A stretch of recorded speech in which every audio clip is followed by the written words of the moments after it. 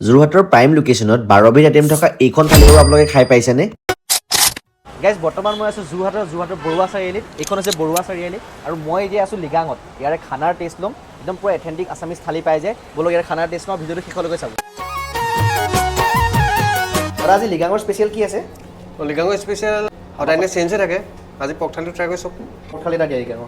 Guys ইয়াতে বহি আৰামছে খাব পৰাকৈ বহুত ডাঙৰ স্পেচ আছে আৰু মই খাবলৈ অৰ্ডাৰ কৰিছোঁ লিগাঙৰ স্পেচিয়েল গাহৰি মাংস থালি। থালিখনৰ ষ্টাৰ্টাৰত আছিলে কোক আৰু গাহৰি ফ্ৰাই। এইখন হৈছে লিগাং স্পেচিয়েল পৰ্ক থালি, যিখন থালিত আছিলে পৰ্ক বইল বেমচন, স্ম'ক পৰ্ক তিল, পৰ্ক খৰিকা, কুন্দুলি ভাজি, আপোনাৰ দাংবটি আলু, বুট আলু, ক্ষীৰ টাইপৰ। এইটো আপোনাৰ চালাড, আলু পিটিকা, এইটো ব্লেক ডাল, মচুৰ ডাল আৰু লগত আছে 3বিধ চাটনি আৰু আচাৰ। ইমানবোৰ খোৱা বস্তু দেখি মইতো ৰখিবই পৰা নাছিল। ফাৰ্ষ্ট মই ট্ৰাই কৰিলোঁ শলাদ দিয়া গাহৰি, যিটো আছিল সঁচাকৈ বহুতেই টেষ্টি। যোৰহাটৰ পৰা কোনে কোনে চাই আছে কমেণ্টৰ হাই লিখি কিন্তু জনাই দিব। লিগাঙৰ এই স্পেচিয়েল থালিখনত থকা বইল গাহৰিটো সঁচাকৈ কিন্তু বহুতেই টেষ্টি। থালিখনত থকা কচু আৰু তিল দি বনোৱা এই স্মকি গাহৰিটো কোনো গুণেই কম নাছিলে। আপোনালোকে যদি এতিয়াও লিগাঙত খানাৰ যদি লোৱা নাই তেতিয়াহ'লে জল্দি গৈ লিগাঙত খানাৰ টেষ্ট লৈ আহিব, কাৰণ ইয়াৰ খানাবোৰ আছিলে মজ্জা। আঙুলি চুপি শেষত তেওঁলোকৰ ক্ষীৰকণ খাই মুখখন মিঠা লগাই মোৰ থালিখন একদম কমপ্লিট কৰি পেলালোঁ। খাই বহুতেই ভাল লাগিলে। আপোনালোকে যদি এখন অথেণ্টিক থালি খাবলৈ মন আছে যোৰহাটৰ বৰুৱা চাৰিআলিৰ ওচৰত, তেতিয়াহ'লে নিশ্চয় আহিব ইয়ালৈ। আজিলৈ বাই বাই।